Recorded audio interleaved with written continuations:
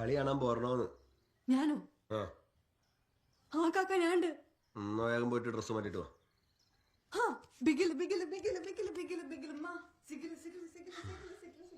എങ്ങനത്തെ കുരിപ്പിനെന്ന് പറഞ്ഞ സെറ്റാക്കുക. കാക്കു പറ, ആരാള്? എന്റെ കൂടുള്ള രഹനയോ അതോ ഒന്ന് കല്യാണത്തിന് കണ്ട സുർമിയോ? ഓരോ കളിക്കാനല്ലേ ഈ കൈക്കൂലിയും പഞ്ചാരൊക്കെ.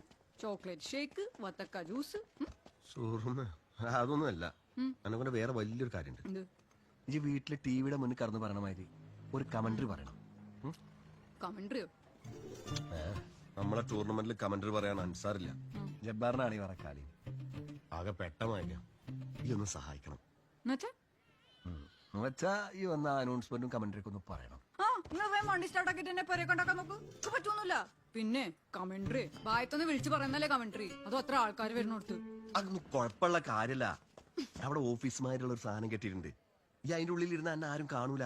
ഈ ഒന്ന് നോക്ക്, ക്ലിക്കായ സംഭവം പൊളി. നടക്കൂല കാക്കാൻ, നടക്കൂല. എന്തേലും അബദ്ധം വിളിച്ച് പറഞ്ഞിട്ട് വേണം നാണക്കേടാവാൻ. ഫുട്ബോളിന്റെ കമന്ററി ഞാൻ ആര് ഷൈജു ദാമോദരനാ? ചെലം വെച്ചിന്ന് മലപ്പുറം ജില്ല ഏറ്റെടുക്കാനായിരിക്കും. എന്റെ പൊന്നാരെ പാത്തു എനക്ക് പറ്റുമെങ്കി വാ, ഇല്ലെങ്കിൽ നാണക്കടാണ്. കുഴപ്പമില്ല. നോക്ക്, സമയാവാൻ പോണ്. ഈ ചുള്ളിക്കാട് എന്നൊക്കെ പറഞ്ഞിട്ടൊരു എഴുത്തുകാരല്ലേ, അയാളും മുഹമ്മദ് റാഫിയൊക്കെയാണ് ഉദ്ഘാടനം. റാഫിക്ക്? നമ്മുടെ മുഹമ്മദ് റാഫിക്ക്? മൂപ്പരുടെ കൂടെ ഒരു ഫോട്ടോ എടുക്കാം. അച്ഛൻ ഞാൻ വരാം.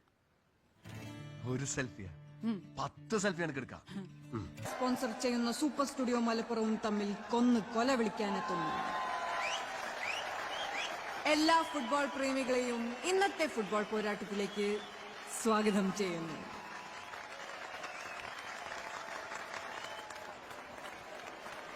ഇടതുവിങ്ങിലൂടെ ഇടതടവില്ലാതെ ഇടിച്ചു കയറി ഇടം വലം കാലുകൊണ്ട് കാഞ്ചി വലിച്ച് ഇടത്തെ ഷോട്ടുകൾ പായിച്ച് എതിരാളിയുടെ ഇടനെഞ്ച് തകർത്ത് പടവെട്ടി പോരാട്ടം നടത്താൻ സൂപ്പർ ബോയ്സ് മലപ്പുറം സംഘടിപ്പിക്കുന്ന പ്രീ സീസൺ ഫുട്ബോൾ ടൂർണമെന്റിന്റെ തുടക്കം കുറിച്ച് ടീ ടൈം പെരിന്തൽമണ്ണയും സൂപ്പർ സ്റ്റുഡിയോ മലപ്പുറവും തമ്മിൽ ഏറ്റുമുട്ടുന്നു.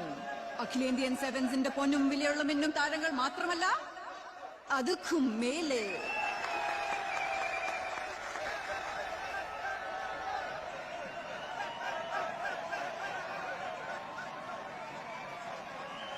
കാൽപന്ത് കളി വെന്തുമറിയുന്ന ഒരു ബിരിയാണി ചെമ്പായി മാറാണ് ഉമ്മടി മൈതാനം. ഈ ഗാലറിയിലെ 5000 ചങ്ങുകളും ഗോൾ ഗോൾ എന്നാർത്ത് വിളിക്കാൻ ഒരുങ്ങി നിൽക്കാണ്. നിങ്ങൾ ശ്വാസം നീട്ടി വിട്ടോളി. ആവേശപ്പോരിന് ഇനി ഏതാനും മിനിറ്റുകൾ മാത്രം.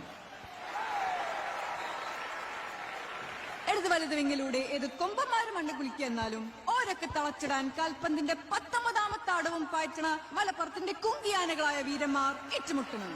അഖിലേന്ത്യൻ സെവൻസിന്റെ തങ്കക്കപ്പുകളിൽ പലതവണ ചുണ്ടുമുട്ടിച്ച ഫുട്ബോൾ ടീമുകൾ, ആ ടീമുകളുടെ പടകൾ ഇറങ്ങിക്കഴിഞ്ഞു. വരിക, ഫുട്ബോൾ കളിച്ച് ഈ വെളിച്ചത്തിലേക്ക് വരിക. കൽവും കാലും ഒരുപോലെ പന്ത് തൊടണം കിക്ക് ഓഫീസിലാണ് നമ്മുടെ ചങ്ക് തുളച്ചിപ്പം മുഴങ്ങിയത്.